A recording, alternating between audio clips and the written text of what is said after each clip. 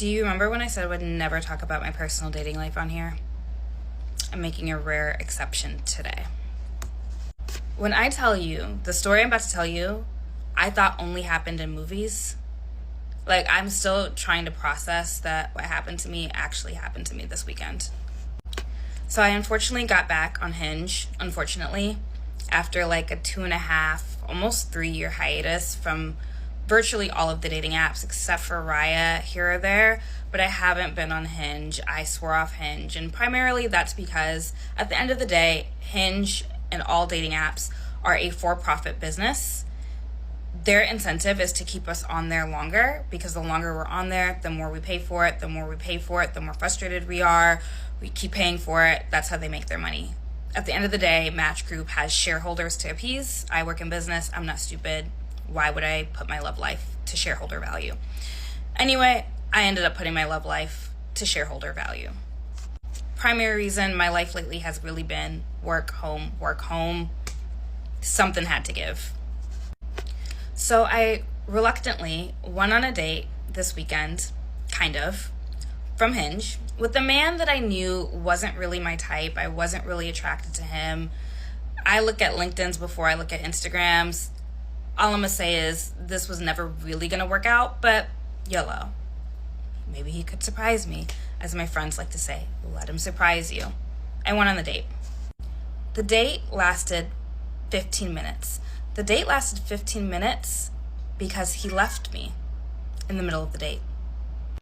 So I get ready, I get dressed, I go all the way to the East Village in the city to meet a man named Les. I'll probably tag him below because what he did was actually crazy. And he was so nervous. It looked like he was about to have a panic attack. He was talking really fast. It was him shaking when he was pouring water. And as multiple times during the date, I was like, are you okay? It's okay. It's just a date. Are you okay? And he's like, yeah, I'm fine. Literally talking like Gilmore Girls. Speed of light. Anyway, the questions are very high level. Where are you from? What do you do? Blah, blah, blah, blah, blah. And I already, I look at LinkedIn, so I already know what he did. He also lied about what he did on the date. So then he asked me where I'm from. I'm from Chicago. What do I do? Y'all don't need to know my business. Just know my bills are paid, and I do very well for myself. But I didn't tell him that. I just said, oh, I work in marketing and tech. That's it. I didn't tell him what type of tech. I didn't tell him what company. I just said, oh, I work in marketing and tech. Very simple. Very simple.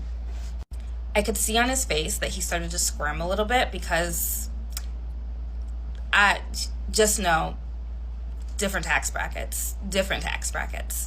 So during the date, we go to order food. He wants a Guinness. I want wine. I had not eaten all day, so I was like, I'll just keep it simple. I'll get some wings. Put in the order for food. Then he says, hey, I need to go use the bathroom. No problem. I'm thinking he's going to use the bathroom. He's going to wash his hands, whatever. 2 minutes go by, 3 minutes go by, 5 minutes go by. I'm not even thinking anything of it. Then the hostess comes, finds me at the table and says, hey, your date left. He told me to tell you he had an emergency and he left. When I say I was so gobsmacked, I didn't even know how to process it. That was honestly the craziest experience I've had crazier, but one of the craziest experiences that I've ever had off Hinge and in dating in general. He literally ghosted me 15 minutes into the date because I think he looked me up and down, realized he could not afford me, could not intellectually keep up with me. We lived 2 different lifestyles. Mind you, he's older than me by a year, but education didn't match, careers didn't match, lifestyle didn't match. It wasn't a match. But I was okay with it because I went in knowing I was going to just go to have a good time, maybe make a new friend, whatever.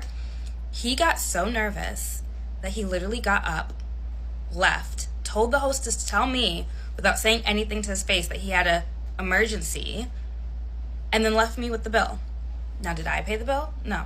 I left because the food hadn't even come out yet. I was just like, y'all need better men, because why would you ask me on a date all the way in the city, have me commute all the way from Brooklyn just to leave when the apps are ordered and then not say anything. Now you think I should be embarrassed sharing this, but I'm not, because I'm gonna tag him, because that was crazy. Don't ever do that shit to me again. Don't do that to any girl again. Like, have you lost your mind? I also forgot to add, after the hostess told me, I was about to message him because, like, for like 2 seconds I was like, okay, maybe he really did have an emergency. Looked up to Hinge, because I don't exchange numbers until after like a first Hinge date. He unmatched me. He literally left. Unmatched me. So then I went to his Instagram. I wasn't gonna message him. I wasn't gonna do any of that things. I went to his Instagram, and then I went to like his business page, his agency's Instagram, and found like screenshots of him talking to ChatGPT. He has instructions for his chatty to call him babe. And this is really the crux of like the male loneliness epidemic. You guys are awful people. You're not ambitious. You lack ambition. You use AI to be your emotional like response girlfriend, and you just use other corn things to get your satisfaction. I don't know why Scott Galloway wants to blame everything but the men themselves for the situation that they're in.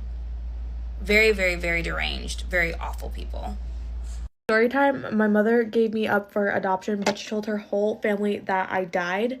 Like, instead of telling them that she had a kid and that she gave me up for adoption, she just said that she just had a miscarriage. But yeah, no, I'm here. I'm alive and I'm well, and I'm not dead. My biological family did not know about me for the first 17 years of my life. I found them on Facebook. Like, I deadass like hunted them down, and I just slid into all their DMs and I sent them a picture. It was like in the adoption papers, there was a picture of my mom, like a picture of her next to me, and then a picture of her holding me. So I was like, once they see this picture of her, like, there's no way they're gonna be like, that's not her kid, you know? Like, they can't believe me then, or can't not believe me then. When I was first sending all the messages, like, that was like my biggest fear. Like, I was really scared. I was like, I feel like if someone like did this to me, like, I would not like believe this person. I'd be like, you're literally lying. But like, I wasn't trying to like get anything. Like, I wasn't trying to be like, hey, like, I need money. Like, I deadass was just being like, hey, don't know if you know I existed, but I'm here and I found you on Facebook. Craziest part about this is that I swear I had like searched for them on Facebook. Like, I have been like searching for them for years and like looking up their names, because I had papers, like my adoption papers, and they had like names of like family members on there. So I was like, perfect, bet. So like when I like knew like what Facebook was and like where I could find people online, like I would search them all the time, but like I never found them. Like, they never came up. Like, knew what my grandpa's name was and my grandma's name and my mom. So I kind of just like went off their names, and then like once I found them on Facebook, I went through their friends and their following, and then I just like started adding everybody that had the same last name, low-key. Like, I was just kind of crashing out. And this happened in math class. First of all, this story time's all over the place, but I was like just in math, and I had decided to like look up their names, and then all of a sudden like they had come up, like after years of searching, like just all of a sudden just one day, like in fucking math class, like everyone just like popped up, and I was like, and I was so shocked, because like I wasn't like in the position where like I could be like sending all these messages like all the time and like just like reaching out, like, because I was in class, so like I couldn't like be on my phone like trying to send long ass messages. So I was like tweaking, because like I wanted to like that second, but I couldn't, so I had to wait. Also, I was born in Guatemala, so I wasn't like completely sure like how much English like all my family knew. Like, I wasn't sure. So like when I was sending the messages, I was Google translating that shit, and if you don't Google translate, it's like kind of wonky sometimes with Spanish, and I swear like it'll translate it, but it'll like make it sound different, or like make it be different. I don't know. So my messages were just kind of coming off like a little wonky, but like I obviously got my point across, and I was like, hey, like, I was born on this day and this day at this hospital, like, to this person, like, I think you guys like might be my family. Like, I was just dropping everything, and it was so fun. Remember, they like low-key responded faster than I thought they would, and I was so scared, because I was like, oh my god, I was so scared. I think it was my aunt responded first, and then she got me in touch with my mom's dad, and that really made me scared, because I was like, fuck, like, this is my mom's dad.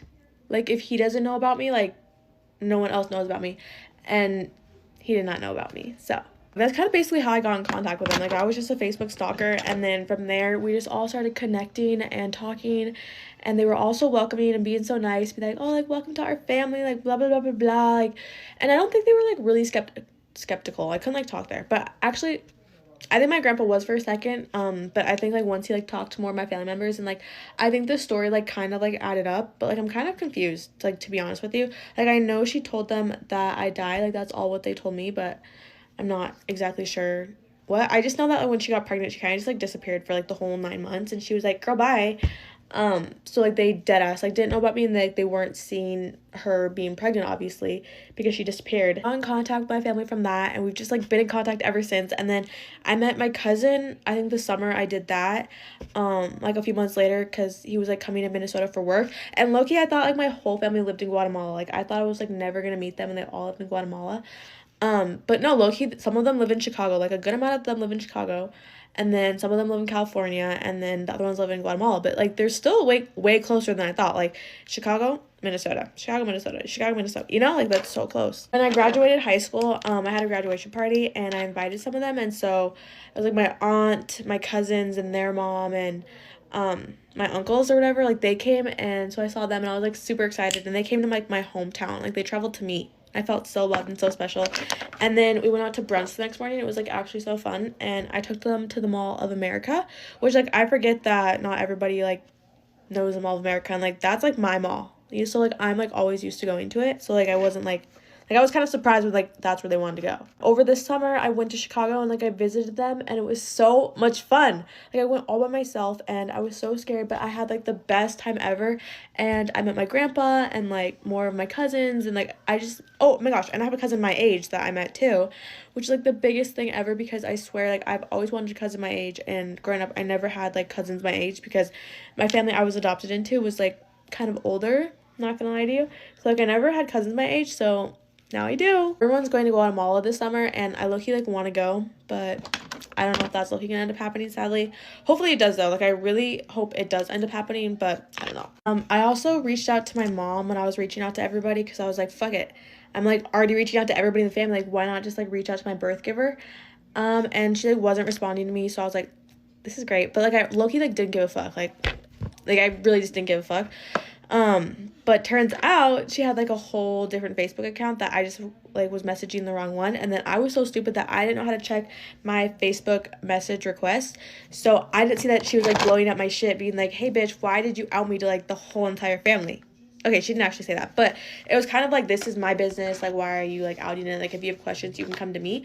But like I just dead ass, like I found everybody before I found her, to be honest with you. Like she was so hard to find. Like I had to go through everybody's friends and everyone's followings, and that's why like it wasn't like I was trying to just like out her to everybody. I just couldn't find her. And also she like wasn't like my biggest priority to talk to. You know, like I don't know, talking to my mom like hasn't been like a big thing that like bothers me. Like obviously like I wanted to talk to her, but it wasn't like my first priority when talking to my family. Y'all, so story time. I know I've been MIA.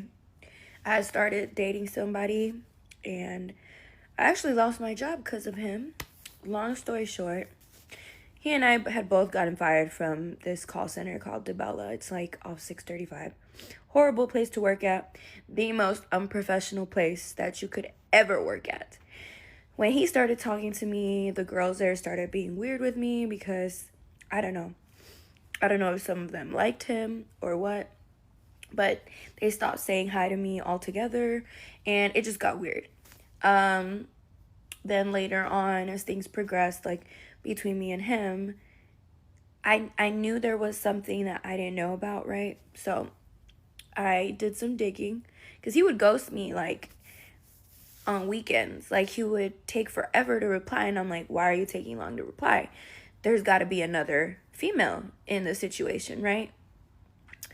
So of course I found out that him and his baby mama were living together still, after supposedly them both claiming that they were broken up, that it was just convenient for them and whatever. He didn't want to tell me because he didn't know how to tell me, and she said that she was just still there because she didn't have the funds to move out with her and her daughters and his son, because her two daughters weren't his, right? So she was basically just like reaping the benefits, and you know, she was like, well, he's paying rent, so she was in no rush to like move out. Swore she didn't like him, didn't want him, they were over that, you know, whatever. So she even gave me her blessing. She said, if you want to date him, I don't care. Of course, I was very hesitant to at first, but he made it seem like, no, like I'm already going to tell her I'm going to terminate the lease.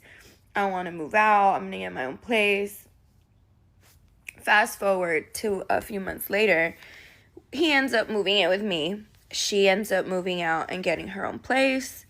But it wasn't till she realized that that he really was committed to me, right? That I wasn't going nowhere. And when she realized that he was moving in with me, all of a sudden they started messing around. So, and then when he moved in with me, everything was great at first. But then when I started working, when I found a job and I was gone for training and work, I would come home and I could just feel him being a little off.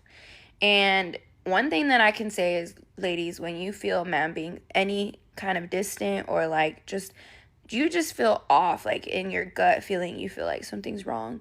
Like 9 out of 10 times, like he's talking to another female. So, long story short, his baby mama was like messaging him while I was at work, asking if I was around, if he could talk. She was blowing up his phone. He was starting to send her like shower videos behind my back. He was trying to hide it so well that he even like was deleting all the messages every day. We even had his son over. I was like playing stepmom. And then right before Christmas, I found out that she ended up telling me that they had slept together around Thanksgiving and around her birthday, which was like the whole month of November, right? And I was just disgusted because he was messy with me. Obviously, we were living together.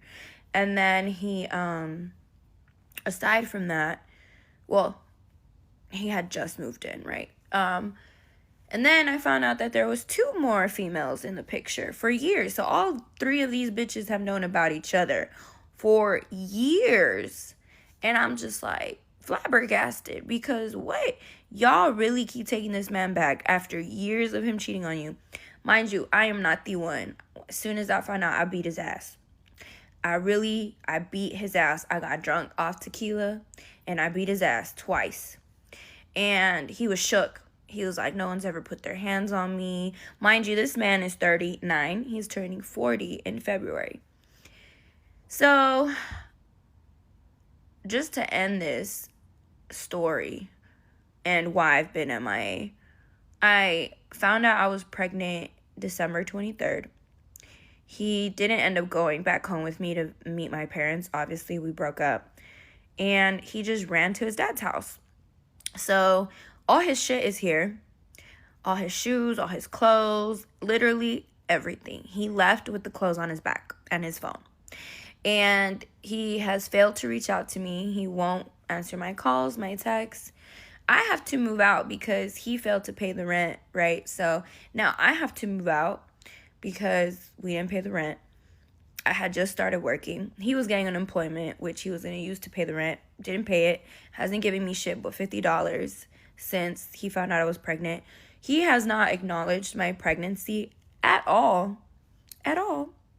Mind you, his name, by the way, is Jonathan Malcolm. So if anybody knows him in the DFW area, please trip him or hit him, whatever. Anyway, so yeah, that's been my life. And I got to pack up my apartment within the next couple of days, move out. I have to manage to work 3 jobs, feeling pregnant and sick. And I've been bed rotting for like a whole day. I literally got up to pee and that was it. And food because I was starving. And I don't know, it's been hard. I spent New Year's by myself. And when I went back home for Christmas, I had to put on a smile on my face. Y'all know my dad has cancer. And yeah. Merry Christmas to me. I'm 6 weeks pregnant. And I've miscarried before, so I don't know if my body's going to be okay, if my baby's okay or not.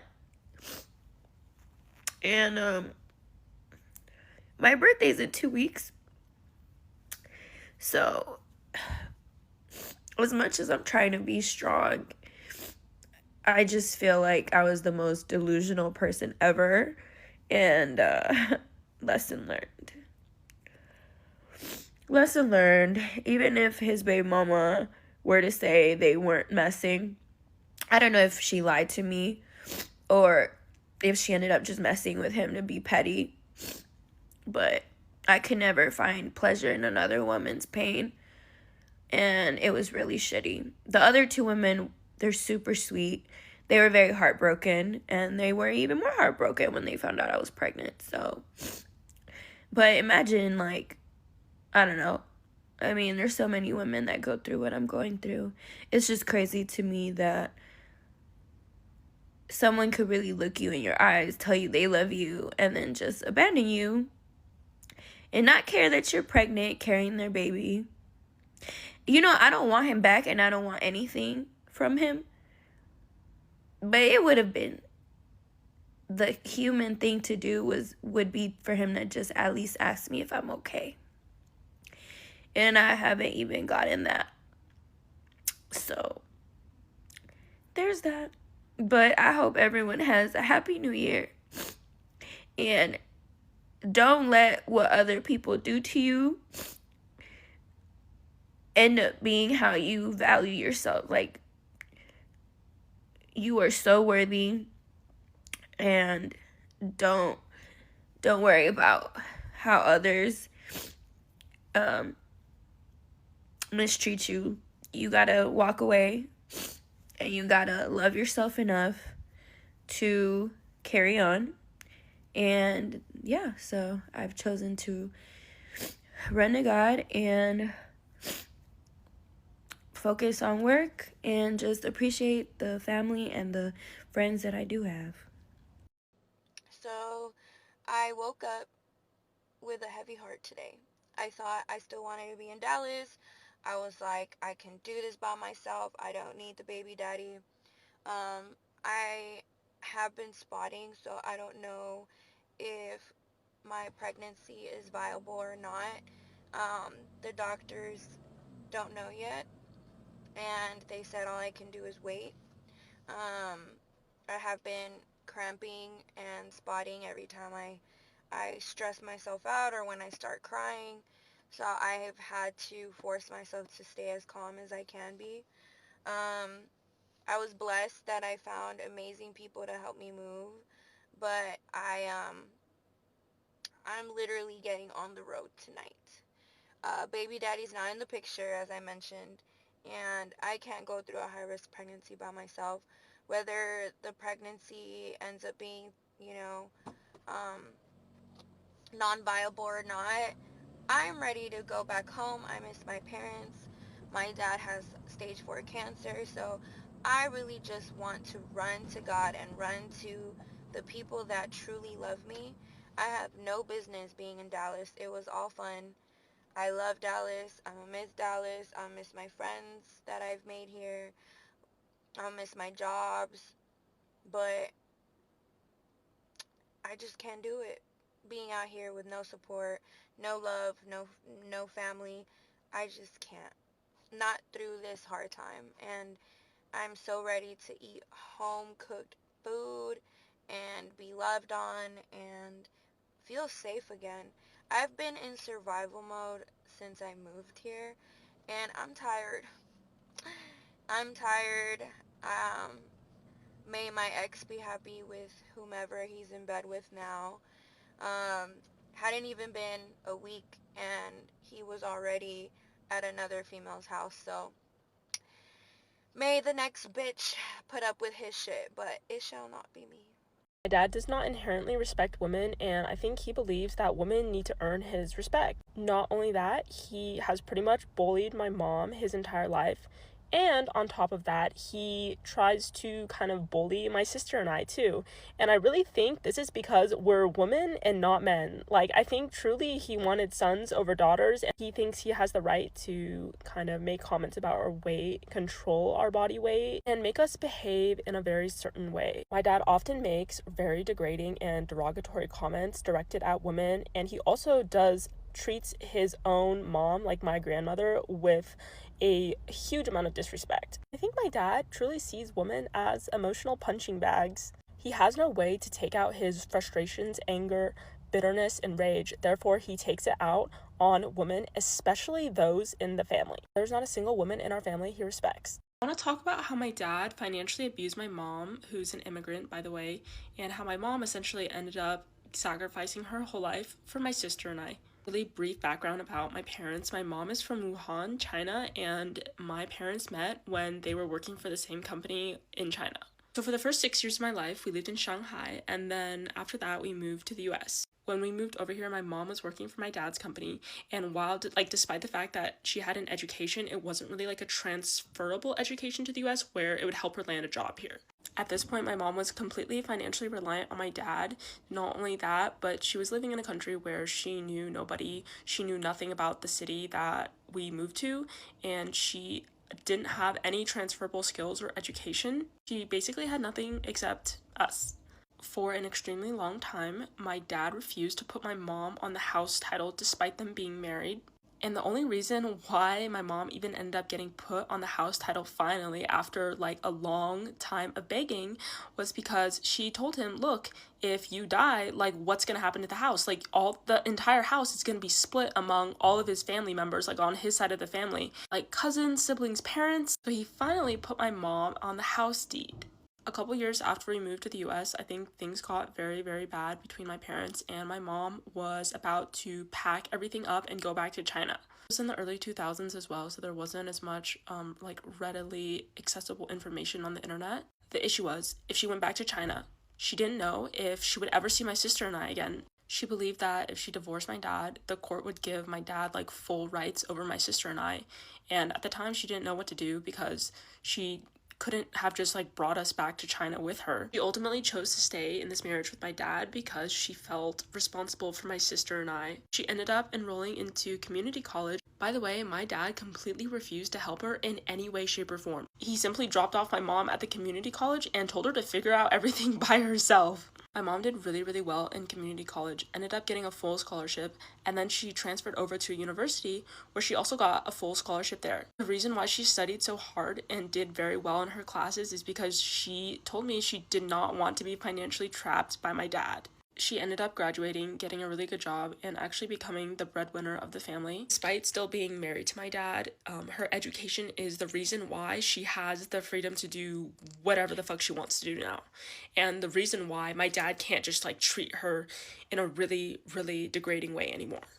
When my mom reaches retirement age, she is moving back to China. I feel really sad about what my mom had to go through and endure.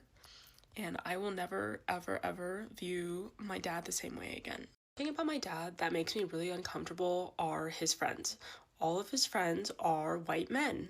A lot of his friends also are white men married to Asian women, specifically Chinese women. My dad's childhood best friend that he grew up with has a Taiwanese wife. She's also the breadwinner in their family. Whether or not my dad would actually admit to something like this or whether he knows it but he's really uncomfortable talking about it, the truth of the matter is he only wants to be friends with white dudes. Also only consumes media and literature written or made by white men. One time I did call him out on this and he didn't really have a response. All he said was, oh, well, like, I just like to hang out with people who are similar to me, I guess.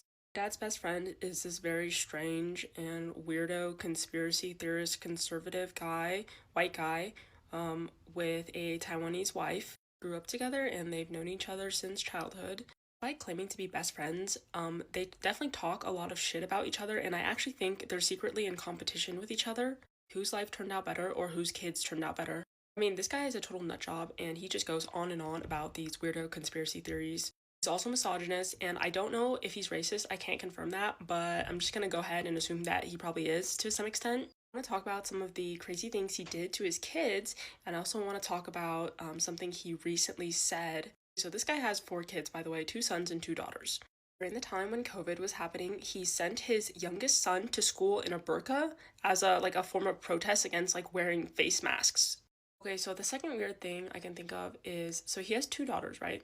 And they're a little bit younger than my sister and I. They did not have access to phones until after they graduated high school, I think it was. Pretty much had like no media consumption as far as I'm aware up until they went to college. And then the third thing, this incident happened very, very recently, and it not only made me look at my dad in a very different way, but it made me very disgusted by his best friend. Okay, so my dad invited them over to our house because they were in like the city we live in, and we were all kind of talking about like our lives, and honestly the conversation was very strange and just like felt like very forced. This guy asks me for some reason, oh, did your dad ever pressure you to study a certain subject in college?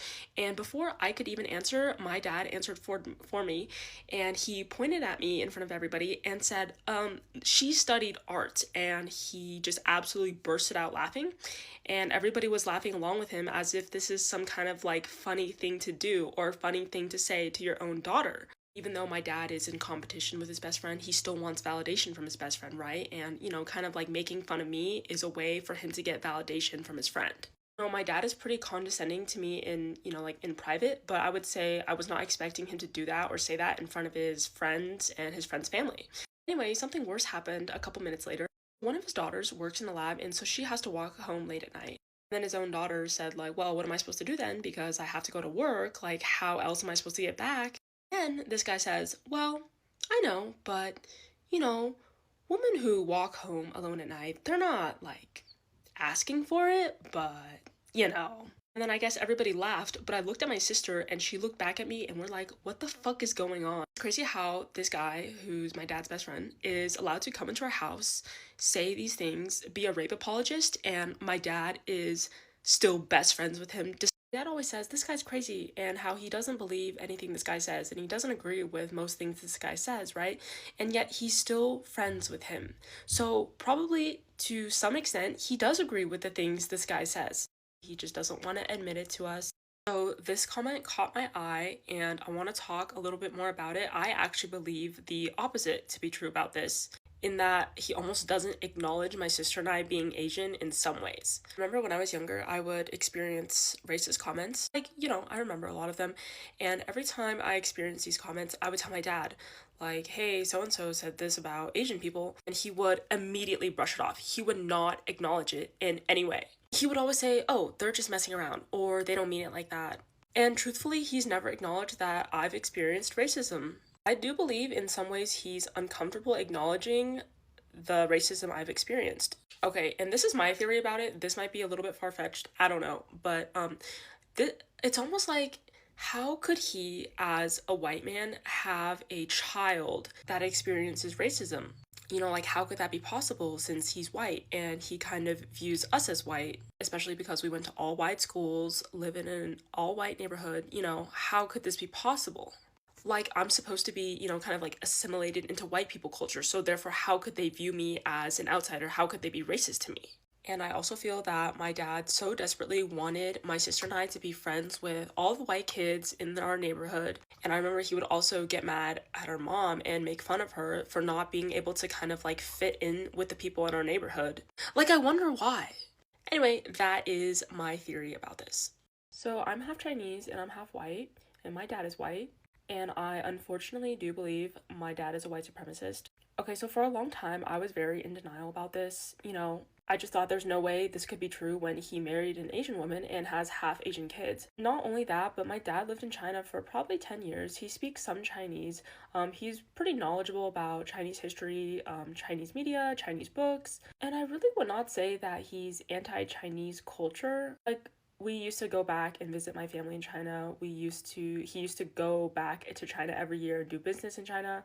Like, he's not one of those guys that went to an Asian country, complained about the food, complained about the culture. Okay, so let's just start off with, what is white supremacy? Well, I would say white supremacy is when white people believe themselves to be superior over other races. When people hear the word white supremacist, I think there's an immediate association with, you know, Proud Boys, neo-Nazis, MAGA, Trump supporters. And don't get me wrong, those people are all white supremacists, but I think there's levels to this, and I think the levels are not really discussed. I think there's a lot of white supremacists who are not affiliated with these groups, and you can be a white supremacist and still talk down on all of these groups. Frankly, I'm tired of hearing my dad make comments about how some people only get into colleges because of their race and not because of their hard work and merit. I don't want to hear comments about, oh, well, this race doesn't have any good writers. I remember one time I just saw this like dumb video about how somebody believed they were smarter than other races because they were white. And I remember telling my dad this, and he responded, well, sometimes these are the uncomfortable questions we have to ask. Excuse me? And you know what? It's those comments like that and everything else that I mentioned in my previous videos that really made me realize and really made me question, wow, like, is my dad a white supremacist? Like, my own dad might actually believe that white people are more superior than other races. If I were to ever tell my dad that, look, you might kind of be a white supremacist, he would immediately be in denial about it. Because for him, I think he usually views things in a very black and white way. I think he views white supremacy as, well, as long as I don't support Trump, as long as I don't support MAGA, as long as I don't support Nazis, I'm not a white supremacist. But the real uncomfortable question and the real uncomfortable situation here is that if he feels because he's white, he's somehow better than every other race, that means he is one. I also believe that my dad was taught this way of thinking from my grandfather, unfortunately. My uncle, who is my dad's brother, has actually said my grandfather was racist, but weirdly enough, my dad said, no, he's not racist. Like, he never said anything like that. My grandfather on my dad's side would also mistreat women and kind of be abusive towards women, so I think that's where my dad learned that behavior from too. Little life update. Well, it's not even a life update, it's just something that's been very challenging these past couple days, which is that the man I had a child with thought it was appropriate to introduce the bitch he left the house for to my child. He thought it was appropriate to introduce my kid to his new girlfriend. And I don't even think they're dating. I think they're talking. But it's just crazy.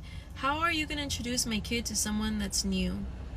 I don't understand that. I don't appreciate that. I find that extremely inappropriate on both of them, especially on him, because do you not have more respect for your child?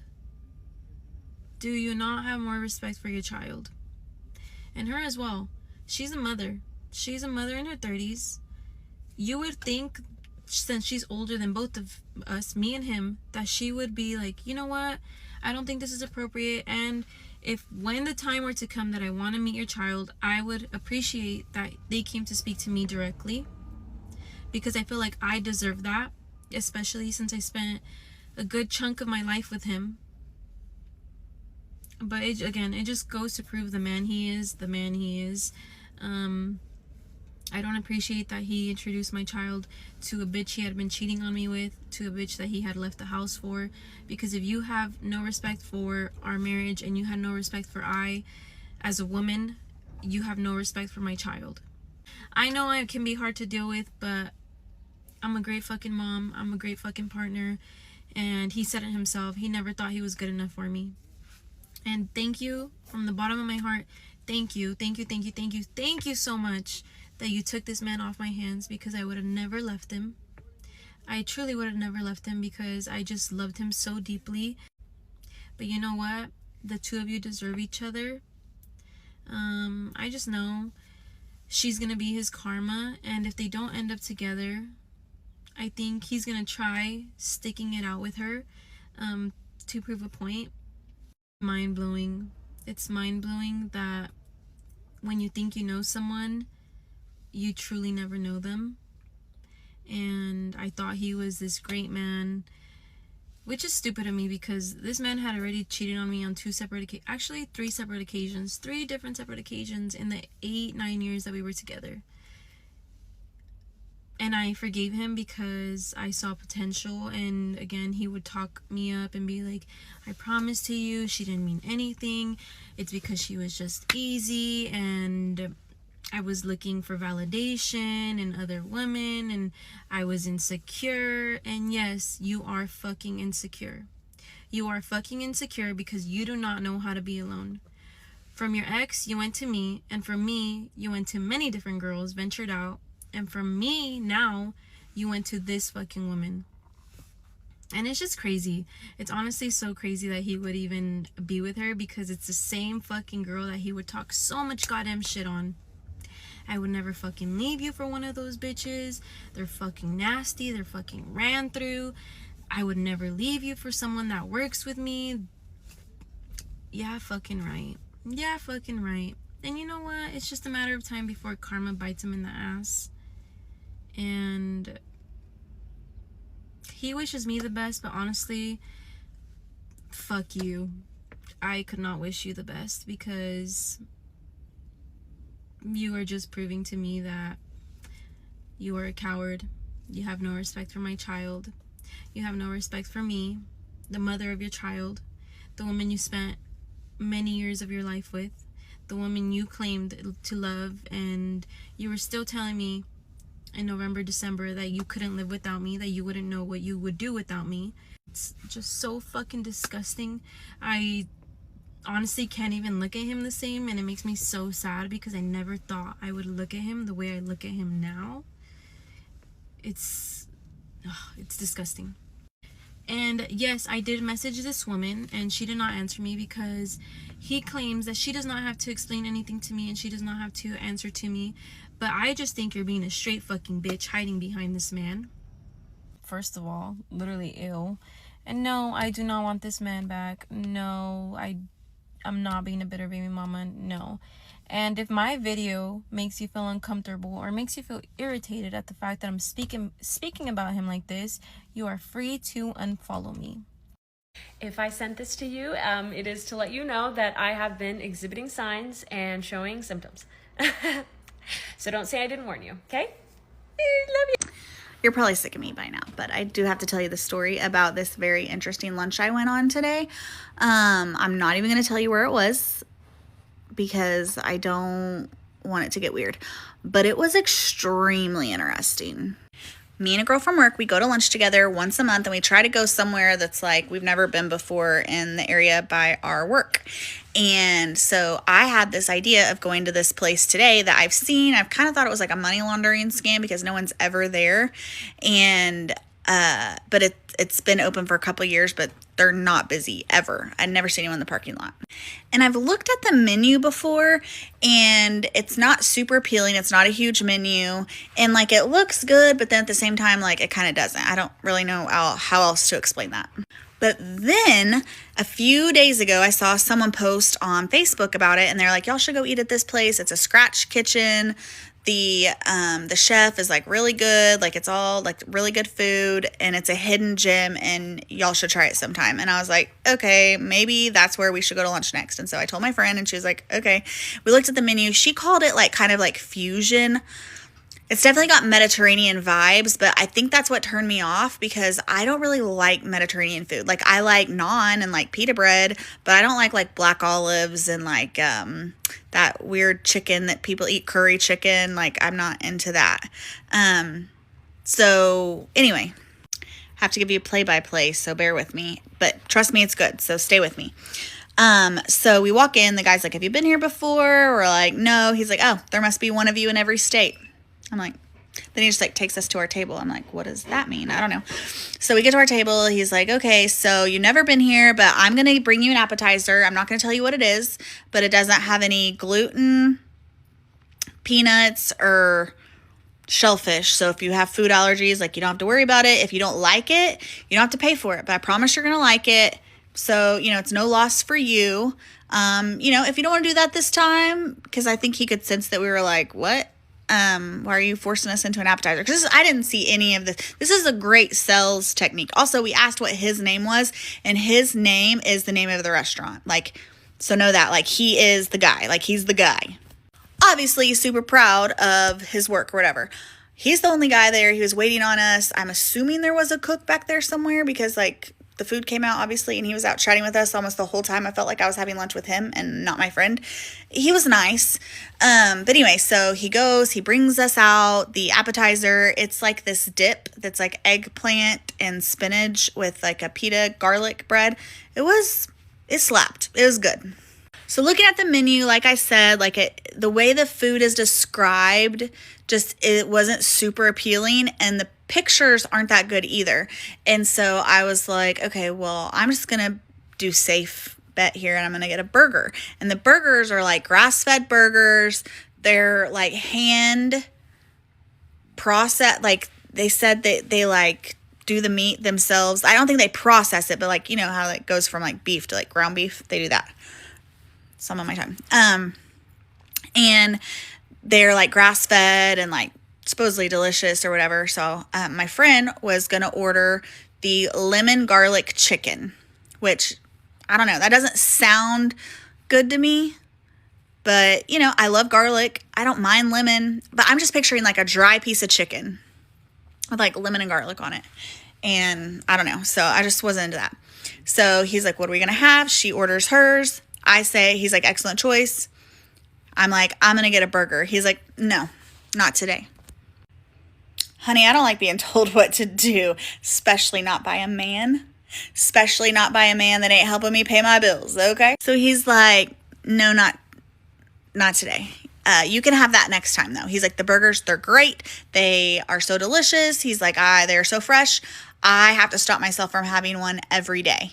But you can't have that today. You got to try something else. I'm annoyed, but I'm like, okay, I relent. I will take the catfish. They had fried catfish, came with mashed potatoes. Seems like you can't fuck that up, you know? So I'm like, okay, I'll do that. And he's like, great. They both come with salad. So he comes back, he brings a big bowl of salad, like picture like Olive Garden type salad. It did have black olives in it. I don't like black olives. So he's like, he brings out salad, he's mixing it up. And he's like, people love this salad dressing. They want it to bottle it, but it's only good for 3 days. So I can't do it, but here you go. And he puts it on our plates for us, and he stands there. He's like, I got to watch you take a bite. He did the same thing with the dip. And we're like, okay. So we take a bite. He's like, okay, now you have to take a bite and then take a bite of the dip with the bread. We're like, okay. So we do that. And it's good. It's very good. Thank you. He's like, okay. He goes to the back. He gets our food. He comes back out, and he's like, okay, who had the fish? I'm like, I had the fish. So he puts it in front of me. He's like, okay, squeeze that lemon on top of it. What if I don't like lemon? I do it anyway because I'm polite. So I take the lemon, I squeeze it. And then he grabs my friend's fork that she's already used. She's been eating her salad with it. He grabs her fork and he puts it on my plate, and he gets a little bite of the mashed potatoes and the fish, and he gives it back to her. And then he grabs my fork and he takes some of her food and gives it to me. Basically, he's like, you guys have to try each other's food. So just say that. Just say, hey, you guys should try each other's food. Instead, he took our forks that we've already eaten on. He doesn't know. Like, maybe we don't like each other that much. Maybe she's had the flu. So anyways, she tastes mine. First, I taste hers. It was good. It was very good. I had entree envy. It was so good. It was not what I expected at all. It was so good. And then she tried mine. He didn't give her an option. He was like, here, try it. And she was like, okay. She took it and she was like, I don't even like fish, but that was good. And it was good. It was really good. I almost ate all of it, and I just don't really eat that much. And I almost ate the whole thing. And so he's like, see, I knew you'd like it, you know, blah, blah. And then he's also chatting with her about her car. She drives like a Nissan Armada. And he's like, I really want one of those. She's like, I love it. You should get one. Mind you, there's like probably 3 other tables that are eating. Like, it's dead in there. It's like an old Applebee's, I'm pretty sure. So it's like, it's dead. So far, his sales tactic is he got us to buy an appetizer, which I wasn't planning on doing. And then he talked me out of like my $13 burger for a $16 catfish or whatever. So his sales tactics are working. So then when we're about to leave, he like comes by and he brings like these 2 meals that are going to another table, but he stops at our table and is like, look at these. Like, you can get this next time. One was a ribeye. It looked so good. And then the other one was schnitzel. I didn't even see schnitzel on the menu. I'm pretty sure it's not on there. If I would have known that, I would have gotten that. I really like schnitzel. And and they both looked really good. But like, I would be, as a patron, like a little upset that like you took my food to someone else's table to show them. Like, I don't know them. I don't want them breathing on my food and looking at it and oogling it. So anyway, I thought that was a little weird. I mean, it's also weird that he took both of our forks and like forced us, like, I don't know. Anyways, he ends up walking us to our car, and he like opened my door, like let me get in, like shut my door on me. It was very strange.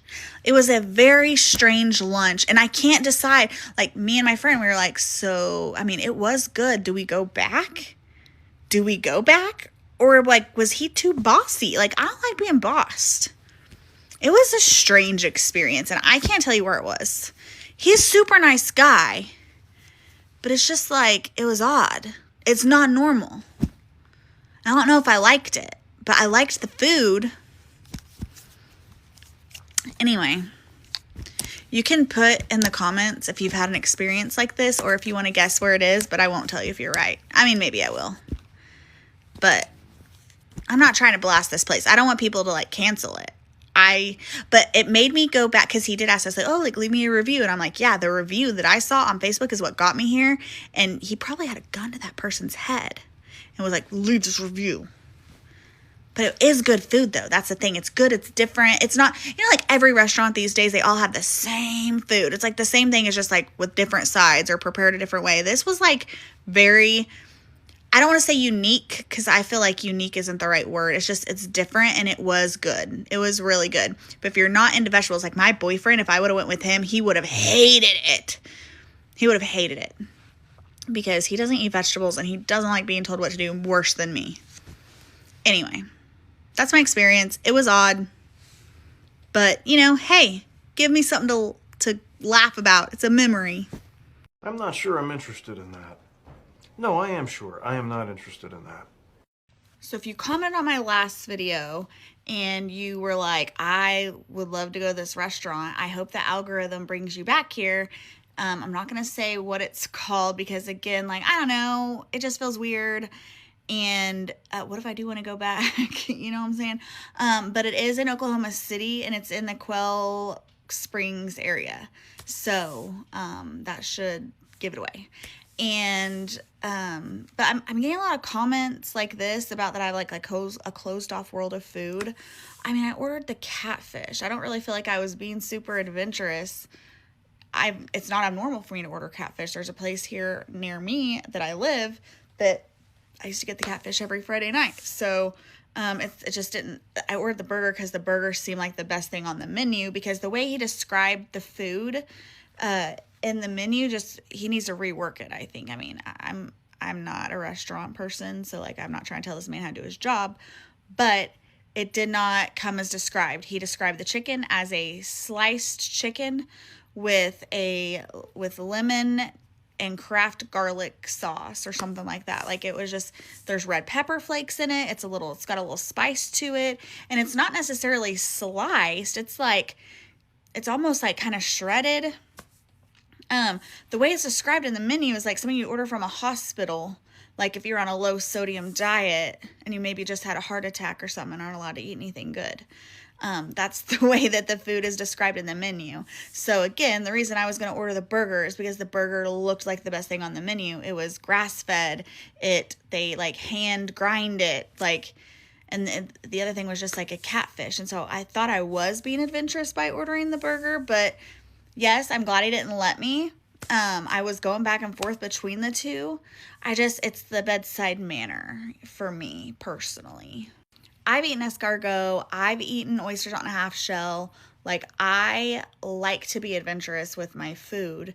But like, I wouldn't even know how to like classify that food. I think I said before it was like Mediterranean or Greek. My friend kind of thought it was like a fusion restaurant. I only say that because it like had pita bread, and then also the chicken like came with rice, like, and then the salad had black olive in it. And so but I really wouldn't know what type of food to call that, really. I don't know like what it would be fused with, like what's fused, I guess. But if you're the type of person that doesn't have a touch of the tism, is super outgoing, likes being told what to do, and enjoys like talking to your waiter, then I think you should definitely go there if you're in the area. But if you are maybe overstimulated easily, or have a little touch of the tism, or just are trying to have a serious conversation with someone, probably not the best place to go. Heard. Also, maybe just DoorDash this one. I don't know. But don't pay attention to the pictures on the menu, because if you Google the place, if you figure out what place it is, and you Google it, the pictures that people have taken of the food and tagged in it look way better. So he needs to redo that too. But again, I'm going to stick to my day job and not try to tell somebody else how to run their business. And what do I know? I'm just uncultured swine.